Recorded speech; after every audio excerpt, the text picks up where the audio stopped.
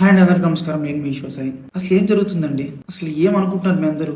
రకరకాలుగా ట్రోల్ చేస్తున్నారు, రకరకాలుగా మీడియా వాళ్ళు రకరకాలుగా ఇష్టం వచ్చినట్టు ఉన్నది లేనిది ఏది పడితే అది రాస్తున్నారు. అసలు ఏమనుకుంటున్నారు?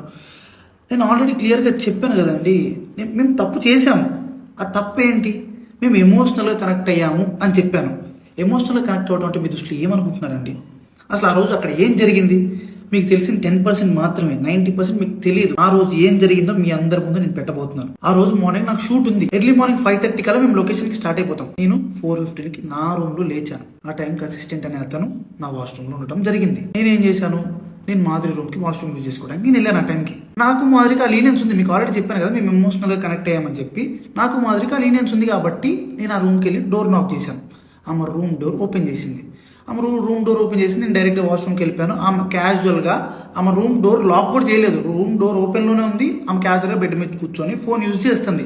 అదే టైంకి మా వైఫ్ వాళ్ళకి ఎవరో రాంగ్ గైడెన్స్ ఇచ్చారు, ఎవరో అనుమానాస్పదంగా ఏదో చెప్పారు. ఆ టైంకి సేమ్ రూమ్కి వచ్చింది. రూమ్ డోర్ ఓపెన్లోనే ఉంది. ఆ సిచ్యువేషన్లో మా వైఫ్ ఆవేశం వల్ల ఆమెకి ఇష్టం వచ్చింది చేసింది. అక్కడ ఆ సిచ్యువేషన్లో ఆమె ఇష్టం వచ్చింది చేస్తుందని చెప్పి నేను మాట్లాడే సిచ్యువేషన్లో కూడా లేను.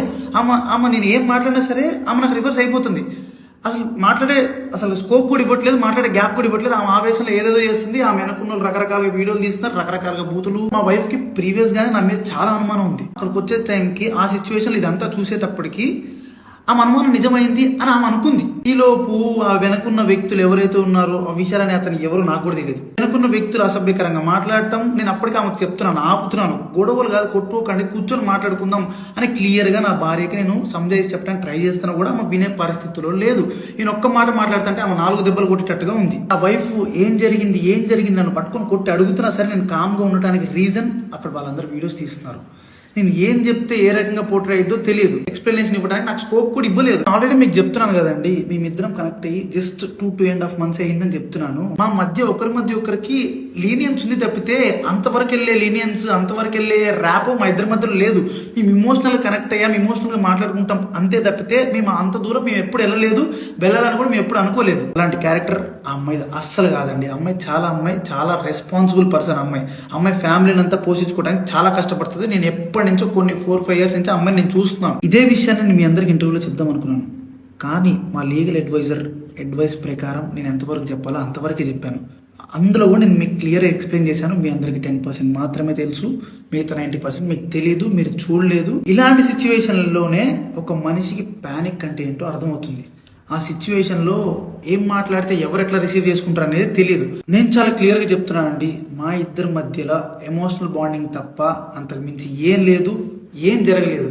నేను ఒక ఇల్లీగల్ రిలేషన్షిప్ అని దేనికని చెప్తున్నాను అంటే, ఒక పెళ్ళైన అబ్బాయి ఒక అమ్మాయితో ఎమోషనల్ కనెక్ట్ అవ్వటం అనేది కూడా ఇల్లీగల్ రిలేషన్షిప్ అనే పేరు, అక్రమ సంబంధం అనే పేరుతో నాకున్న సిచ్యువేషన్ లో నాకు ఆ పదాలు తప్పితే నాకు వేరే ఏం రాలేదు. నాకు నేనున్న డిప్రెషన్కి.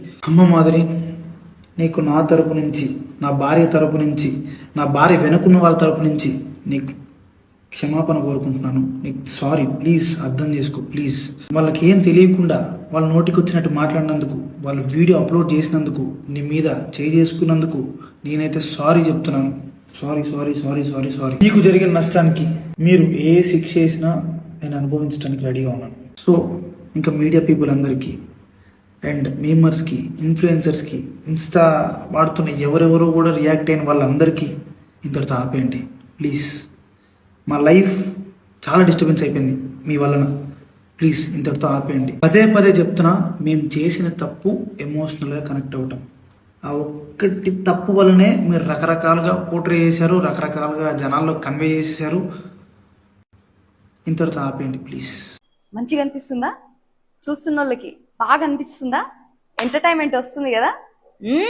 గొడవ అంటేనే మీకు ఎంటర్టైన్మెంట్. అంటే పక్కలోళ్ళు ఏం చేస్తున్నారు, పక్కలోళ్ళు ఏ కామెంట్ పెడుతున్నారు, సడక్ ఏం చేసింది, ఈ అగోరి ఏం చేసింది, ఏంటి కాంట్రవర్సీ, ఏంటి గొడవలు, వీటి మీద భలే ఇంట్రెస్టింగ్ వస్తుందే మీకు.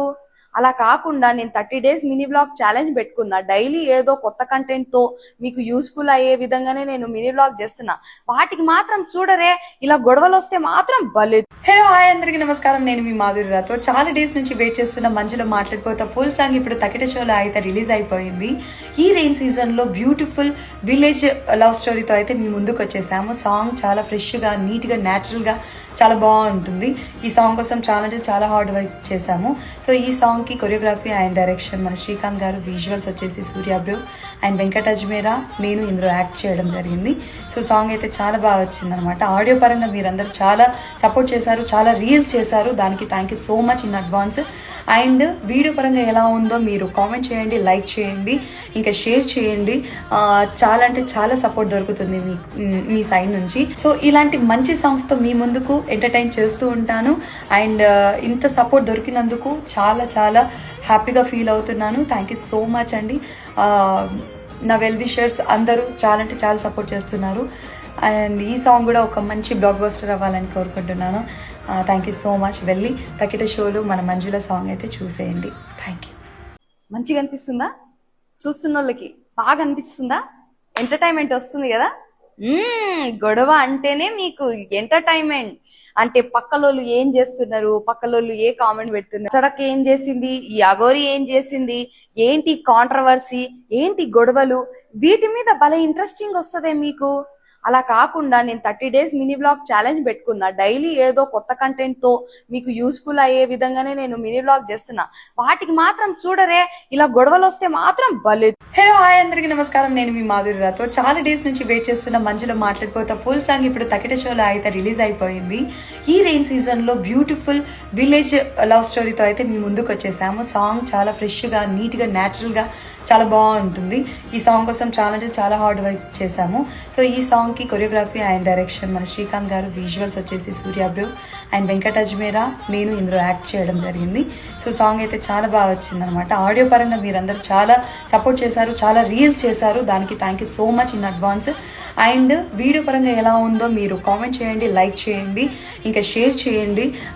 చాలా అంటే చాలా సపోర్ట్ దొరుకుతుంది మీకు మీ సైడ్ నుంచి. సో ఇలాంటి మంచి సాంగ్స్తో మీ ముందుకు ఎంటర్టైన్ చేస్తూ ఉంటాను.